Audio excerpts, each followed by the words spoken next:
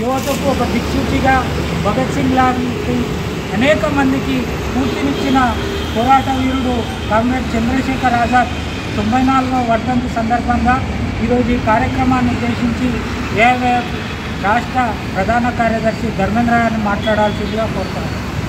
Comrades, ముందుగా చంద్రశేఖర్ ఆజాద్ 94వ వర్ధంతిని ఈరోజు హిమాయత్ నగర్లో ఉన్నటువంటి ఏఐవైఎఫ్ కార్యాలయంలో ఈరోజు హైదరాబాద్ జిల్లా కమిటీ ఆధ్వర్యంలో ఈ కార్యక్రమాన్ని నిర్వహించుకుంటున్నాం.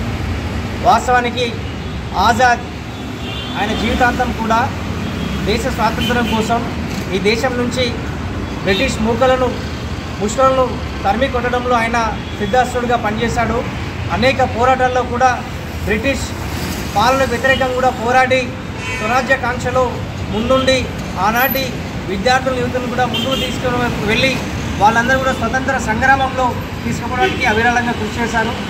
వారి త్యాగనిరతి కోసమే స్వతంత్ర కాంక్షతోని పూర్తిగా యువతను ఒక మంచి సన్మార్గం వైపు స్వతంత్రం హక్కునే కాపాడుకునే విధంగా ఆయన కృషి చేశారు. కాబట్టి మనం ఈరోజు వారిని గుర్తించుకోవడం అత్యంత ముఖ్యమైనటువంటి విషయం.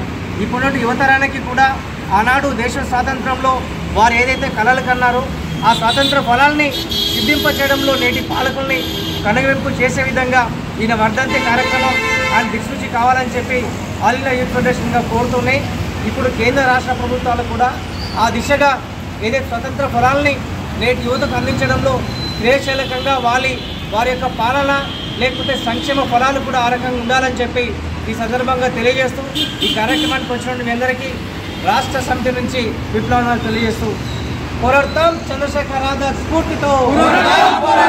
జోహార్ చంద్రశేఖర్ ఆజాద్.